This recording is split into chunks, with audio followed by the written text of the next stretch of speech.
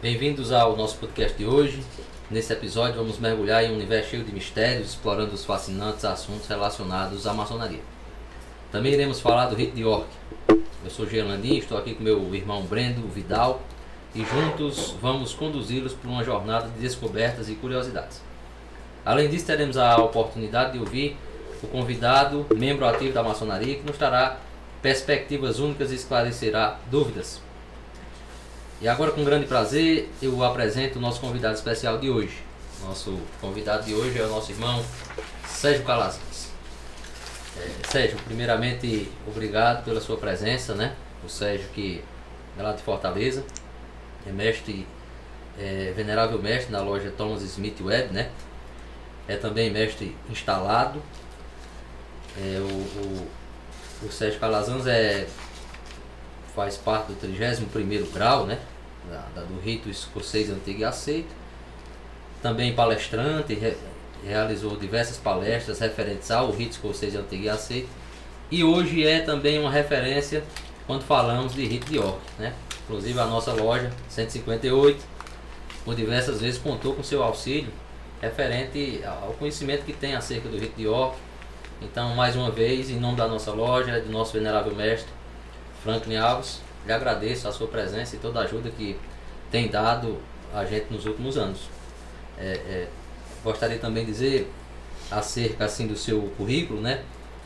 O irmão Sérgio é representante comercial, né? Também tem aí a sua experiência em transações imobiliárias e também em administração, né? Então, com certeza, é alguém que vem aqui para nos dar, transmitir um pouco do seu conhecimento, tanto relacionado a essas questões, né, do mundo profano, né, como nós dizemos, acerca da sua formação e da sua experiência profissional, mas especialmente hoje acerca da sua experiência maçônica, né, mais precisamente quanto ao rito de York. Então, Sérgio, seja bem-vindo, obrigado pela sua presença e fique à vontade para se apresentar.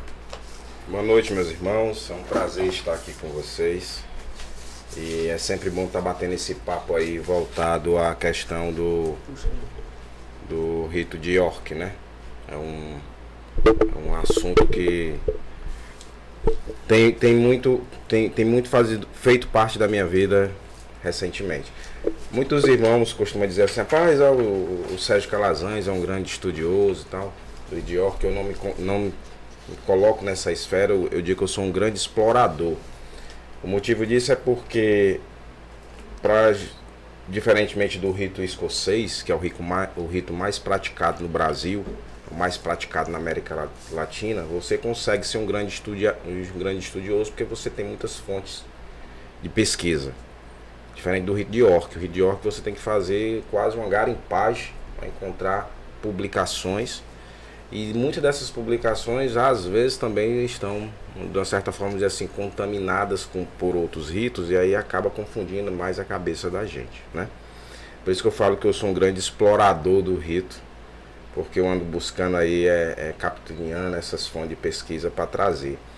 Nos últimos anos, eu tenho estudado muito essa questão da ritualística, né? Tive o privilégio de ir na loja de vocês para a gente fazer ali um nivelamento de questão ritualística, e também agora eu estou me aprofundando mais na história do rito, do passado e na atualidade. Fica aí à disposição para a gente conversar um pouco sobre isso hoje. Queria agradecer a presença nessa noite. Ontem estivemos juntos numa reunião lá no Crato, na Néctar do Cariri, onde ele veio aí trazer um pouco do seu conhecimento para nossos irmãos. Como o irmão Jean Landim disse, sempre está presente na nossa loja, que também é do rito de York, né? É uma satisfação imensa tê-la aqui. Também você, meu telespectador, não esqueça de se inscrever no canal. Se você conhece alguém que será beneficiado com o nosso conteúdo, compartilha e ative o sininho de notificação para você sempre ser notificado assim que a gente atualizar um vídeo novo. E começamos aí as perguntas, né? A gente começa com a introdução, uma breve explicação aí sobre o rito de York, né? O que é esse rito de York e o que é a importância desse rito dentro da maçonaria? A gente não pode falar do rito de York sem falar de Thomas Smith Webb, né? pessoal que é do rito escocês, né, nós estávamos até falando aqui nos bastidores, quando você fala Mário Berg, todo mundo já sabe quem é Mário Berg, né? O criador das grandes lojas, nós fazemos parte das grandes lojas, então todo mundo sabe. É muito comum você colocar lojas maçônicas no Mário Berg aparecer em diversas grandes lojas do Brasil.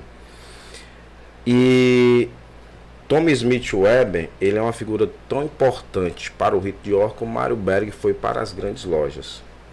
E o seu principal papel no rito de York foi que ele foi o primeiro a documentar as ritualísticas dos graus simbólicos e também dos graus superiores, né? E assim, o rito de York, ele tem esse nome, por mais que o pessoal fale assim, o rito de York é americano, esse York ele não vem dos Estados Unidos, ele vem lá da cidade de York, lá na Inglaterra, e aí os colonizadores vieram para os Estados Unidos e ali criado a Nova York, né, York, em homenagem a essa cidade de York lá da Inglaterra.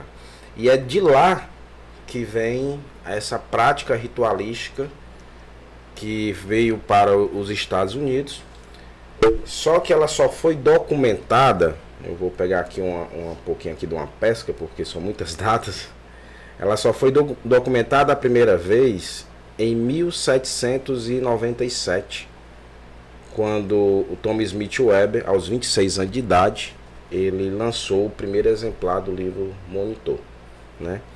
E aí, dali em diante, ele passou a desempenhar um papel muito importante dentro da maçonaria e na divulgação desse rito. Muitas pessoas falam assim, o fundador do rito de York é Tom Smith Webber, e muitos escritores, não só brasileiros, mas a gente puxa aí para escritores americanos, defendem essa tese. Uma opinião pessoal minha, né? Isso aí não há registro em livro nenhum, mas é uma opinião pessoal minha. Eu costumo dizer que Tom Smith Webber ele não foi o criador do rito de York, ele foi o organizador, porque já desde 1717 já se havia praticado desse rito. O que é que não existia? Não existia nada documentado, porque a ritualística ela era praticada de cabeça. Aí o sujeito era iniciado, o candidato era iniciado na maçonaria, e era passado tudo para ele de forma verbal. Então, aí quando ele se tornava mestre, que entrava novos aprendizes, ele tinha a obrigação de passar de modo verbal. O que é que estava acontecendo? Como não existia nada registrado, estava começando a ter variações, né? Um exemplo, não tem nada registrado disso, mas um exemplo das variações possíveis que acontecia. O venerável mestre dizia assim: irmão, primeiro vigilante, levai a informação ao lugar tal. Aí outros veneráveis mestres estavam dizendo: é obrigação do primeiro vigilante levar a informação ao lugar tal. Então estava começando a haver as variações, e Tom Smith Webber achou necessário, através do seu estudo, através de outras publicações que já existiam na época, como a Maçonaria Dissecada, e ele passou a documentar isso. E aí foi criado o ritual, em 1796, com a primeira publicação do livro de Tom Smith Webber, o Monitor da Franco-Maçonaria, que foi base até mesmo para a fundação da nossa loja, e como é base também para estudo das lojas do rito de York. Perfeito, meu irmão. No início a gente dizia que você realmente é um estudioso, né? Conhecedor, e você disse que é um explorador. Fez lembrar de Ortega y Gasset, né? Ele dizia assim: entre o querer ser e o crer que já se é, vai a distância entre o sublime e o ridículo. Então, assim, essa humildade que você tem de não fazer propaganda de si mesmo, né? Realmente é algo que também corrobora uma figura que você é, de realmente conhecedor do tema, pelo que a gente já notou aí até agora, né? Então, assim, acerca dessa você contou aí um pouco sobre os aspectos históricos do rito de York, também sobre esses detalhes principais, né? Essas figuras-chave da evolução. Então, assim, como é que o rito de York se difere de outros ritos? Eu vou puxar um pouco aí a sardinha para a grande loja, onde nós fazemos parte, né? Lá nós praticamos 3 ritos. O rito escocês antigo aceito, mais praticado, aí vai estar 95% das lojas da grande loja do estado do Ceará. Temos o rito Schroeder, que é um rito alemão, e aí nós temos o rito de York. O rito escocês antigo e aceito, ele é um rito muito esotérico, né? Basta nós entrarmos dentro de um templo de um rito escocês, lá a gente vai observar diversas figuras, alegorias, que você não precisa nem de um livro para estudar. Ali já tem base de muito estudo, né? E ele tem uma representação assim muito voltada na parte esotérica, que precisa de uma interpretação maior. O rito Schroeder, ele é um rito muito humanista. Tanto que o nome do templo lá na grande loja é o Templo do Humanismo. Então lá você vai ouvir nos estudos do rito Schroeder, grandes pensadores do passado, né, grandes figuras que tiveram um papel diferencial. Vai ouvir muita coisa do iluminismo, vai ouvir falar de Sócrates, Platão, Michelangelo, grandes figuras artísticas do passado. Porque ele leva você a uma viagem muito interpessoal, né? E o rito de York, ele já é um rito mais espiritualizado. Ele é um rito que, como ele veio daquelas colônias da Inglaterra, inglesas e americanas, que era um povo voltado ao cristianismo protestante, então ele tem nas suas raízes muito essa questão do cristianismo, né? E ele passa, na verdade, por diversas partes de predominâncias religiosas. Nos graus simbólicos que são praticados nas lojas azuis, que são essas do nosso dia a dia, ele é muito voltado ao cristianismo protestante. Quando passa já para os graus superiores, aí ele pega um pouco já do judaísmo, finalizando ali com o catolicismo no capítulo no capítulo que Jacques de Molay fazia parte, que é... rapaz, deu um branco agora. Os Cavaleiros Templários, né? Então já voltando ali mais para o cristianismo católico. Então ele faz essa viagem aí entre a questão voltada às religiões e espiritualidade. Essa aí é o principal diferencial do nosso rito de York, né? Perfeito, meu irmão. Você falava aí dessa diferenciação, e aí assim, dentro do rito de York, qual é a diferença? Quais são os principais graus, né? Uhum. E a gente falava também no início que você está no 31º grau do rito escocês antigo aceito. E no rito de York existem graus superiores diferentes daquele, ou quando termina todo mundo vai para lá? Como é que funciona essa diferenciação? Assim, algo interessante também, eu vou entrar um pouco na história americana para a gente poder entender, né? Lá nos Estados Unidos, ritualisticamente, dentro de uma sala da loja, onde nós fazemos as nossas reuniões ritualísticas, só se reúne no grau 3, né? No grau de mestre. Quando um candidato ele é iniciado, ele passa a receber todo o seu conhecimento do grau de aprendiz, que é o 1º grau, e todos os estudos fora de loja. Aí ele só vai voltar para a loja novamente quando for fazer a reunião para ele fazer a passagem ao grau 2, que é o grau de companheiro de ofício. E aí por mais um período ele vai estudar fora da loja, vai fazer seus trabalhos e tudo mais. Quando termina isso, aí ele vai ao grau de mestre. Aí dali em diante ele passa a frequentar a loja, né? Então aí são os graus simbólicos. No grau superiores, né, nós temos a divisão entre 4 partes. O grau simbólico, conforme eu já falei, são 3. Aí nós temos os graus capitulares, que é o mestre da marca, o pastor master, muito excelente mestre, e maçom do arco real. Aí tem os graus crípticos, que é mestre real, mestre eleito e super excelente mestre. E temos as ordens de cavalaria, que é a ordem da Cruz Vermelha, a ordem de Malta e a ordem do Templo, que finaliza aí com os cavaleiros templários, né? Esses aqui são os graus superiores. Hoje nós não temos aqui no estado do Ceará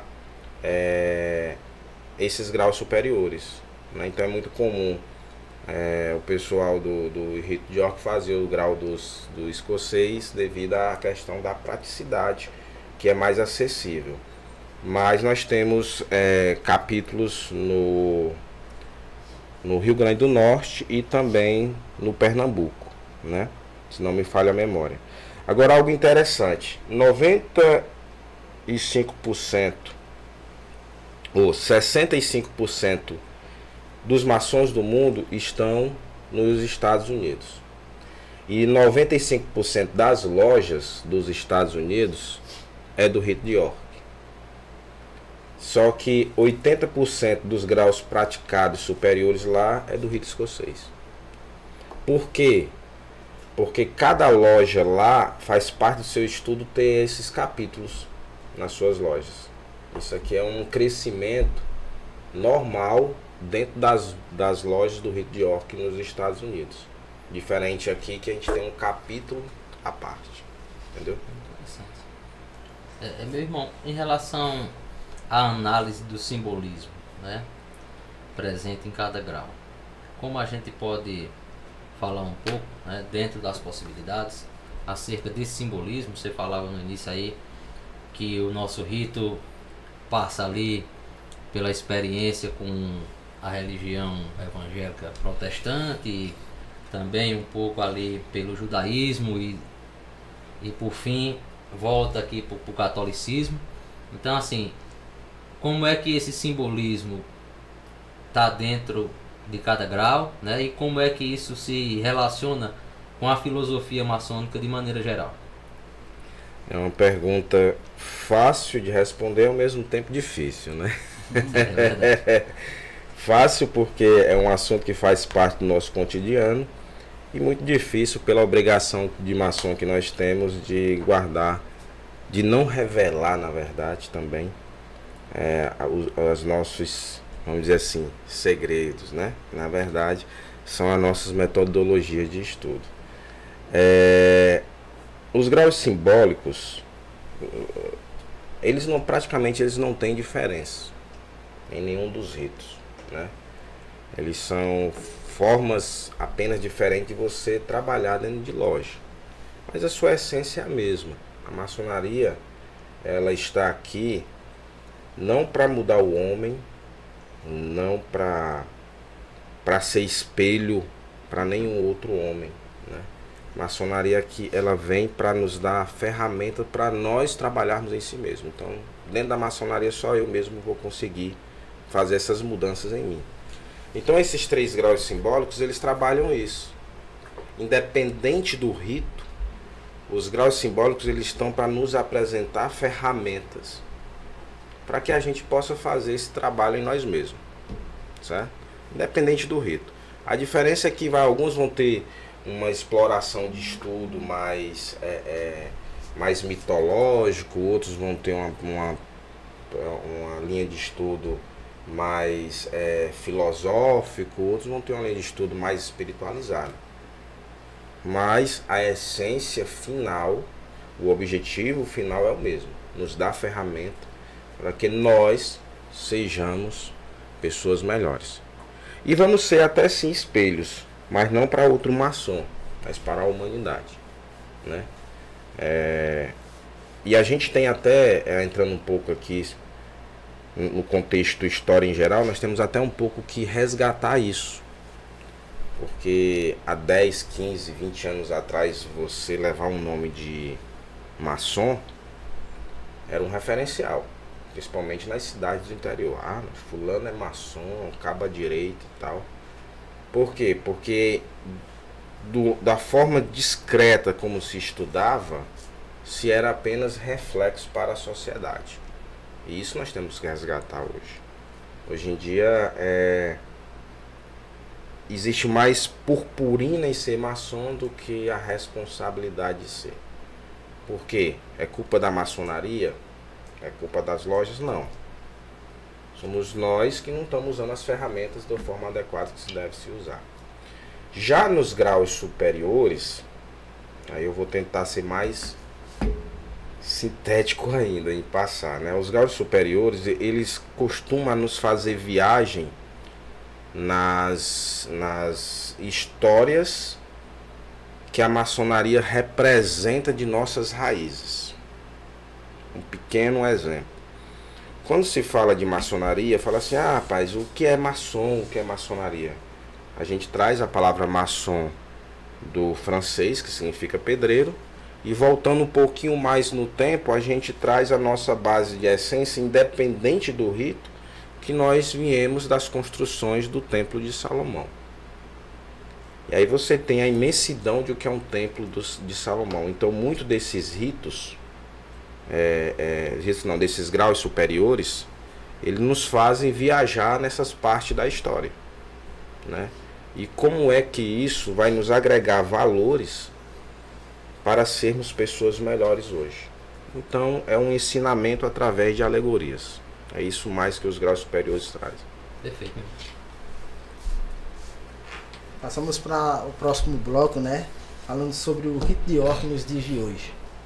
E essa discussão sobre o rito de York é praticado na maçonaria contemporânea. Com essas mudanças que está tendo aí, a gente sabe que o mundo está em constantes mudanças. Teve essa mudança? Aqui no Brasil, nós fomos muito, vamos dizer assim, iludidos com o rito de York. Por quê? O primeiro registro histórico de loja do rito de York foi em 1812, lá no estado do Rio de Janeiro, chamado na loja Órfão. E aí depois disso, também no Rio de Janeiro, em 1839, em 1856, foram 3 lojas aí ali em 1800. Só que essas lojas, elas não estavam praticando o rito de York. Elas achavam que estavam praticando o rito de York. Elas estavam praticando o rito de emulação. Que na verdade, a emulação, ele não é um rito definido. Ele é um rito para você encaixar qualquer rito da maçonaria. Ele na verdade ele é mais uma prática para que você possa tornar as reuniões mais rápidas. E aí se adotou esse rito de emulação e não se praticava mais o rito de York em sua essência aqui no Brasil.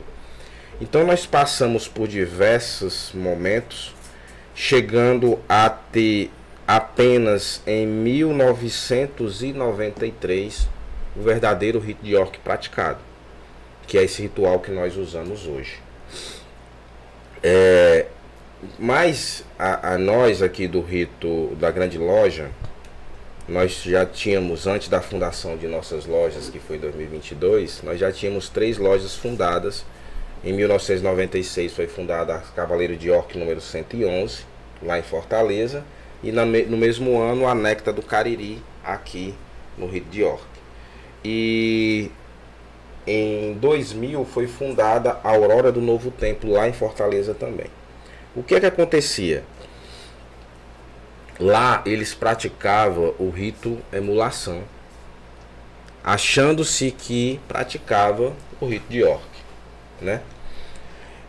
Com o tempo foram trazidos ali já por volta de 2008, foram trazido um rito de York, só que deram a oportunidade para os irmãos fazerem um estudo daquele ritual para fazer uma atualização das práticas. Estava todo mundo viciado no rito escocês, ao pessoal enxertaram dentro do rito de York diversas ritualísticas do rito escocês. Então o rito na sua essência ele não ficou puro. Com a fundação das 2 últimas lojas, na época eu tive a oportunidade de apresentar o nosso Sereníssimo, que ainda é o nosso sereníssimo hoje, o irmão Narciso Dorta, que as lojas praticavam, apesar de ter só 3 lojas, elas praticavam ritos diferentes, rituais diferentes. E aí foi quando ele deu atenção a esse assunto, montou-se uma comissão de estudo e nós chegamos ao ritual de Nova York e trouxemos. Então, desde 2021, as 5 lojas na época começaram a praticar esse ritual, porém a loja Aurora do Novo Tempo, ela saiu do rito escocês, do rito York, voltou para o rito, foi para o rito escocês, melhor dizendo. E hoje nós temos 4 lojas do rito de York aqui na grande loja, sendo 2 no Cariri e 2 em Fortaleza. E sim, hoje nós praticamos o rito de York na sua essência original. Mas é muito comum, por exemplo, lá nos Estados Unidos, haver algumas variações da prática da ritualística do rito York. Por exemplo, a grande loja de Nova York, que é o ritual que nós usamos, tem o seu ritual. A grande loja do Alabama, a grande loja do Tennessee. Cada uma tem o seu ritual do rito York e existe dentro dela algumas variações. Mas essas variações, elas não mudam a forma de trabalho. Quais são as variações que existem? Existem algumas formas de dizeres, né? Algumas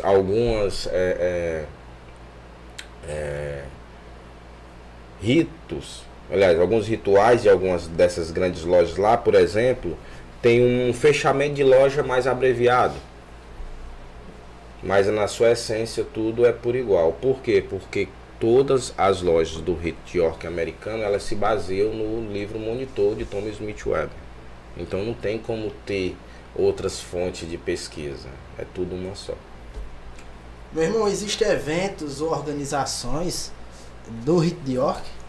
Existe. Inclusive, deu-se uma parada por causa da pandemia, que bagunçou tudo, né? Mas existiam os encontros nacionais. Inclusive vai ter um encontro nacional agora em novembro. Se não me falha a memória, será...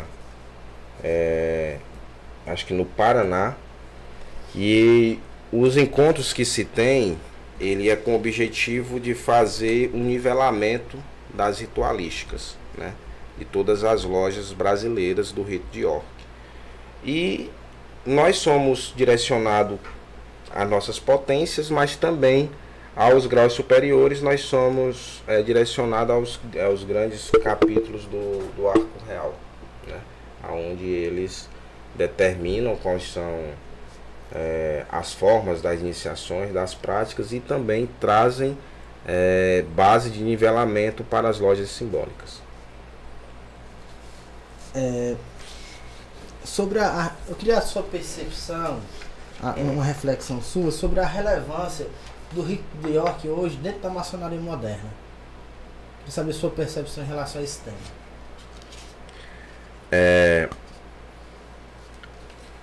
Eu acho bastante interessante, assim, porque o que acontece? Os demais ritos brasileiros, eles têm muito misticismo, né? Por exemplo,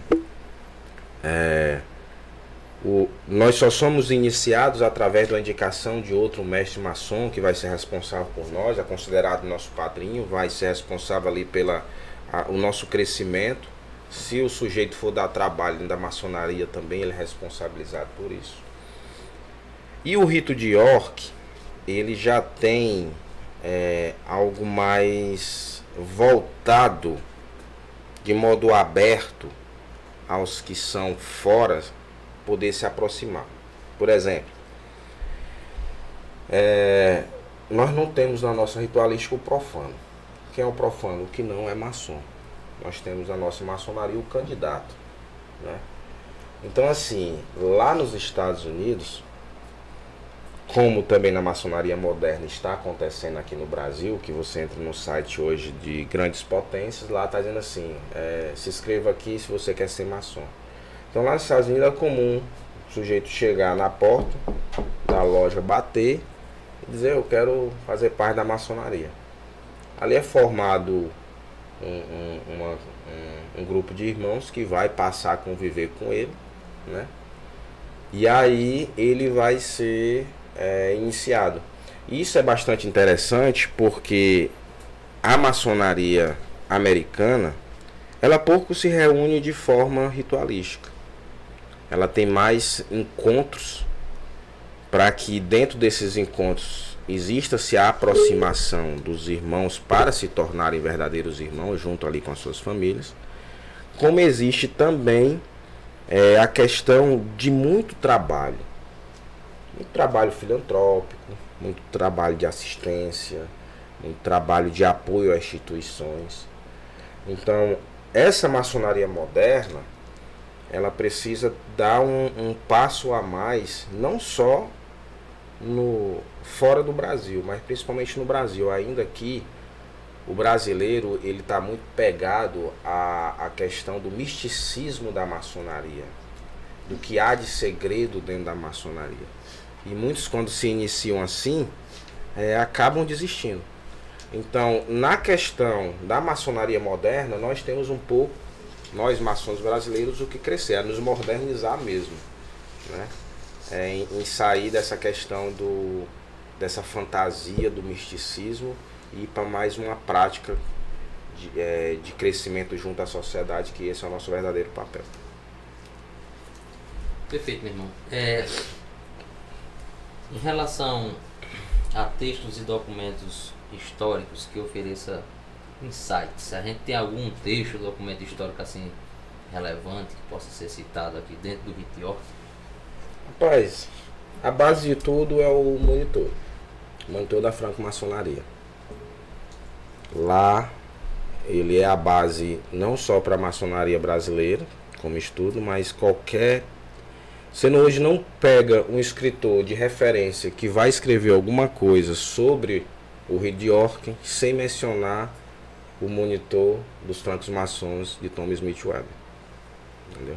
Então ele é a nossa base. Nesse mesmo sentido, você falava no início que acerca do Rito de York é difícil até de estudar, porque você não encontra material, etc. Às vezes quando encontra o material foi escrito por alguém que não tem tanta experiência naquilo, mas em outro rito, então ele acaba misturando as coisas. Então assim, onde procurar para a gente aprofundar o conhecimento? Rapaz, hoje eu tenho encontrado mais publicações em inglês, e aí se torna um estudo bastante difícil, porque tem a questão da tradução, né? E se você não for afiado no inglês, coisa que eu não sou, acaba prejudicando um pouco. Mas existe alguns grupos de estudos e grupo de WhatsApp. Já existe algumas figuras brasileiras que são referência no rito. E tem alguns livros que estão começando a ser traduzidos. E aí a gente começa a ter uma base um pouco melhor, né? Para você ter ideia, eu vim entender a verdadeira ritualística praticada do Rito de York pelo um livro de um ex-maçom. O cara saiu da maçonaria, tentou falar mal da maçonaria, mas deu muito spoiler e nos ajudou muito, né? O nome do livro, eu não vou lembrar o nome do escritor, esse cara já faleceu, mas o nome do livro é 33 Graus de Decepção. Mas é um livro que dá uma luz de forma clara sobre a ritualística das lojas azuis. Ele me ajudou muito. Mas é um livro americano traduzido para o português. Meu irmão Sérgio, agora fugindo um pouco aqui do script, né? A gente poder também conversar um pouco acerca das experiências, etc. A gente falava no episódio anterior aqui sobre a Ordem de Molay, né? Como a Ordem de Molay ajuda os jovens também sobre a maçonaria e a construção do homem na sociedade. Enfim, você já falou hoje sobre, às vezes as pessoas vão para a maçonaria procurando uma coisa, quando chega lá não é bem aquilo e por isso desistem, né? E aí assim, às vezes a gente pensa que, a gente escuta muito dizer essa frase, que a maçonaria é perfeita, os maçons não são, né? Talvez a gente vá para a maçonaria achando que lá nós vamos encontrar o suprassumo da sociedade, né? Ali estão as melhores pessoas, etc. Quando na verdade é o contrário, né? Não o contrário, né? No sentido de que lá são as piores, né? Foi isso que eu queria dizer. Mas no sentido de que lá é um canteiro de obras, né? É o lugar em que a gente vai para, com as ferramentas que a maçonaria nos fornece, poder lapidar o homem, procurar e crescer, a evolução e etc. Então, assim, quem vai para lá achando que lá não encontrará o ego, é lá que ele vai se deparar com o ego para que ele possa se corrigir. Então, assim, dentro dessa perspectiva de buscar e encontrar, né, o que é que você tem a dizer sobre como essa vivência real da maçonaria realmente lhe ajuda na construção do homem que você é, que você se tornou para a sociedade, para a sua família e para a própria maçonaria? Eu costumo sempre dizer que maçonaria é um hobby caro, né? Você paga para entrar, você paga para ficar, né? E as suas evoluções também você vai pagando, né? Já me decepcionei com muitas pessoas dentro da maçonaria. E eu poderia listar aqui N motivos para não ficar na maçonaria, né? Além dessa questão de você gastar seus recursos, além dessa questão de você se decepcionar com as pessoas que estão lá dentro, de você ter que abdicar de muito do seu tempo, que você poderia estar fazendo outra coisa, poderia estar com a sua família, né? Você se dedica à maçonaria porque você visita lojas, você trabalha em assuntos paralelos à maçonaria, como hoje nós estamos fazendo aqui. Todos nós três temos famílias e estamos aqui dedicando esse tempo. Mas a maçonaria, ela nos prepara muito, principalmente para viver nessa sociedade que hoje nós vivemos. Ao ponto, se nós compreendermos que nós estamos ali para nos trabalhar. Se eu for lá para querer expor meu conhecimento, querer mostrar alguma coisa para o Breno melhorar como pai, como amigo, como profissional, pode ter certeza que a minha passagem pela maçonaria vai ser curta. Agora, se eu estou indo para lá, para eu fazer essas mudanças em mim, aí sim, a maçonaria tem muito a somar. E aí, a partir desse momento, aí eu vou ser o reflexo para a sociedade. Não vou ser reflexo para você, que é meu irmão, nem para o Breno, que é meu irmão, né? Não vim para ser reflexo para o Jean nem para o Breno. Assim como eu, o Jean e o Breno, nas suas práticas, vai ser reflexo para a sociedade, para a humanidade. Esse é o nosso objetivo, né? Tornar feliz a humanidade, né? Através de quê? De nossas práticas, do nosso comportamento, da nossa ajuda, né? Porque nós somos, como instituição, a maçonaria, ela ajuda muitas pessoas. Nós temos uma fundação lá em Fortaleza, que é a Fundação Franklin Roosevelt, que é feita para crianças carentes, né, do ensino fundamental, aonde dá todo o apoio. Nós somos hoje os maiores doadores de sangue do estado do Ceará. Nós apoiamos diversas fundações, como lá Torres de Melos e outras fundações menos conhecidas. Então esse é o nosso reflexo para a sociedade. Agora, se eu quero entrar na maçonaria, que aí vem a parte da decepção, principalmente da turma mais jovem, entrar para a maçonaria para fazer o clube do bolinha, de se encontrar, para tomar uma, para conversar, de deixar de estar com a família para estar em farras paralelas e tal, aí nós vamos ser um reflexo para a sociedade, um espelho manchado, e o crescimento vai ser nenhum para aquele sujeito. Então, assim, maçonaria nos dá a ferramenta. Com a ferramenta em mão, a gente precisa de duas coisas: saber como usar a ferramenta e usar a ferramenta. Porque se eu souber como usar e não usar, é mesmo que nada. E se eu querer usar sem saber como usar, também vai dar problema no final das contas. É verdade. É verdade. Meu tio tem um tio que tem uma frase engraçada. Ele dizia assim: tem gente que tem as mãos, mas não tem a cabeça. Eu fiquei sem entender, mas depois de muita reflexão fui compreender o que ele queria dizer, né? Às vezes uma pessoa é bom naquele trabalho, sabe fazer o trabalho, mas você procura o cara tá bêbado, o cara não trabalha, o cara falta expediente. Então, assim, as ferramentas que a maçonaria lhe dá, você tem nas mãos algo que pode ajudar a evoluir, mas às vezes você não tem a cabeça para evoluir, né? Então, assim, como a gente costuma dizer, às vezes Tem gente que entra na maçonaria, mas a maçonaria não entra na pessoa, né? Aí fica difícil de seguir. Mas fiquei muito satisfeito com a sua explicação. Obrigado, meu irmão.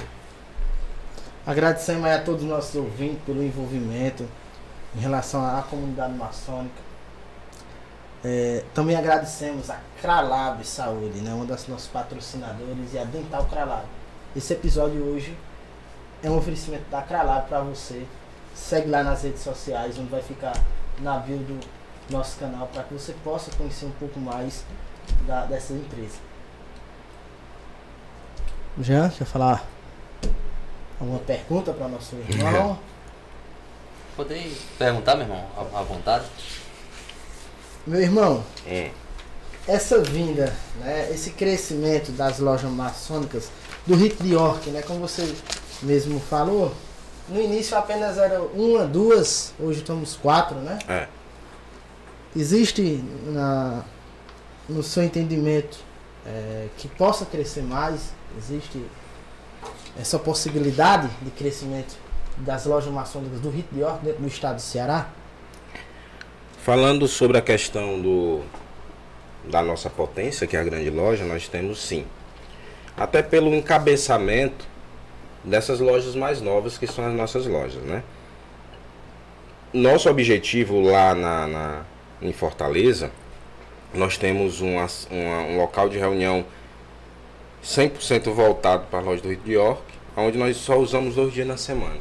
Então, nosso objetivo são fundar as lojas para preencher aquele espaço lá. Aqui no Cariri, especificamente no Crato, nós vamos ter o primeiro palácio maçônico voltado ao Rito de York. Vai ser inaugurado agora dia 21, né? Já está tendo reunião lá, é algo totalmente voltado para o Rito de York, e certamente isso vai dar gás para o crescimento aqui regional. As duas lojas 158 e 159, apesar de elas terem crescido e idealizado de modo paralelo, mas elas têm como base a mesma coisa, que é uma renovação dentro da maçonaria para maçons que já tinham certa bagagem de maçonaria. Então, sim, foram fundados por membros do rito escocês, né? Eu creio que a 158, na sua totalidade, todos os fundadores eram do rito escocês. Isso. A 159, dos 13, apenas um era oriundo do Rito de York, né?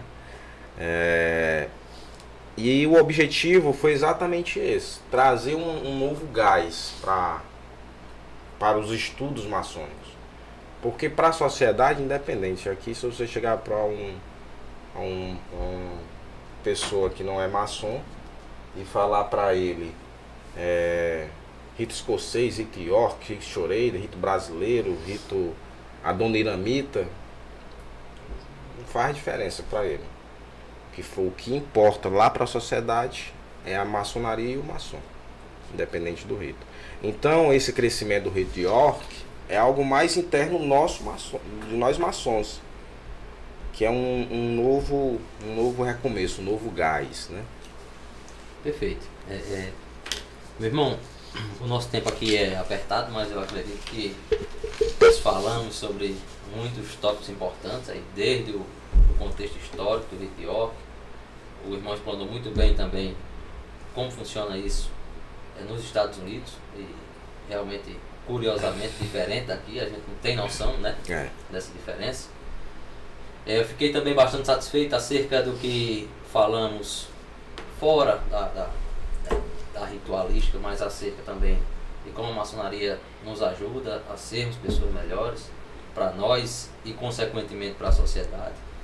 Então, assim, eu queria agradecer mais uma vez aqui o patrocínio da Cralab Saúde, né, e da Odonto Cralab, que são os nossos patrocinadores.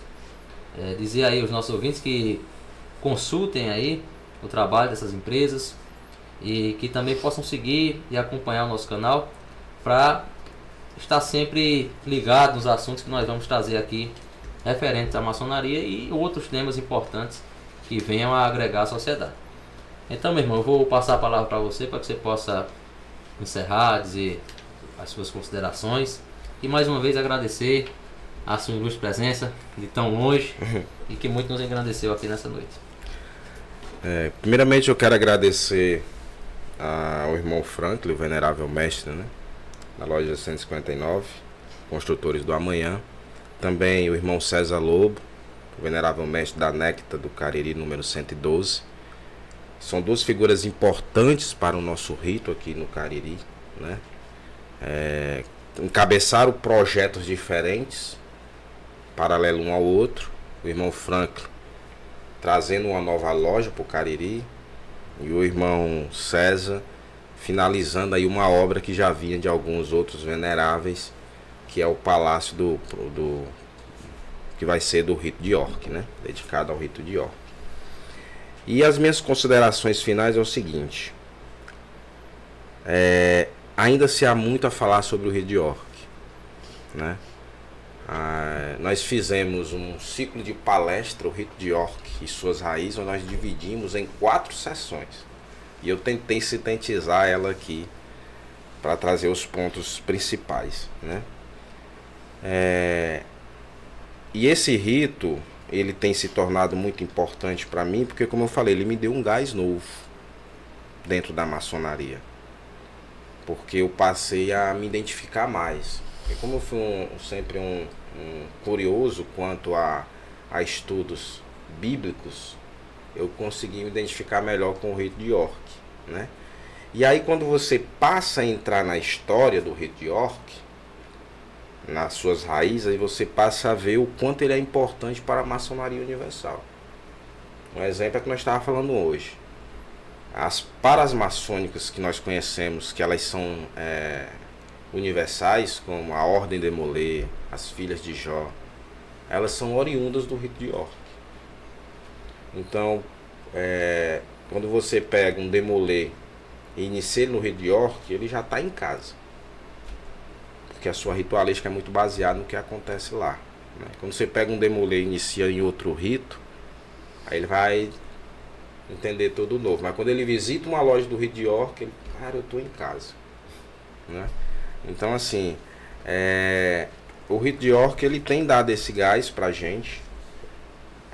Eu acho que hoje eu não falei muito sobre o Rito de York, eu acho que eu trouxe mais curiosidades, mas é muito importante essa questão de a gente estar não apenas olhando ali a ritualística do dia a dia, mas entender quais são as nossas raízes, né? Principalmente vocês aí que são sangue puro, né? Eu sou sangue misto, vocês são sangue puro. Para os nossos ouvintes entender, o sangue puro é aquele que nasceu direto no Rito de York. Eu fui iniciado em outro rito, depois mudei para o Rito de York, né? Certo? E obrigado aí a vocês, parabéns pela forma que conduziu. Espero ter atendido às expectativas, né? E sempre que eu estiver aqui pelo Cariri, ficar à disposição para a gente bater um pouco esse papo. Perfeito, meu irmão. Mais uma vez, nós reafirmamos o nosso agradecimento pela sua presença enriquecedora e, com certeza, nas suas próximas passagens por aqui, contamos com sua participação. Obrigado. Agradecer, né, o irmão Sérgio estar aqui, veio tão de longe, né? Tivemos o privilégio de contar a participação dele, de partilhar um pouco do seu conhecimento, de sua experiência do Rito de York, enriquecendo nossa conversa. Foi uma fala muito interessante sobre o Rito de York, falar um pouco sobre a nossa postura de maçom enquanto a sociedade. Isso eu acredito que os nossos telespectadores que são maçom vão repensar, né, as suas atitudes e lembrar das ferramentas que a maçonaria nos propõe para nos edificar a cada dia. Também convido a você, meu telespectador, a seguir o nosso canal, o Aprendiz Podcast. Segue lá nosso Instagram, se inscreve, ativa o sino de notificação e compartilha para mais pessoas serem beneficiadas com esse conteúdo. Obrigado, Sérgio. É uma satisfação imensa tê-lo. Passo a palavra para o João Landim para ele fazer o encerramento. É isso, meus irmãos. Realmente convidar os ouvintes, né, para que possam enviar pelo nosso Instagram aí, ó, temas dos quais eles tenham curiosidade, seja relacionado à maçonaria, seja também outros temas relevantes para a sociedade. Nós estaremos à disposição, né, dentro das nossas possibilidades para conversar aqui acerca disso com profissionais, com pessoas que tenham entendimento dessas áreas. Então agradecer a todos. Quem tiver mais curiosidade pode encaminhar para a gente.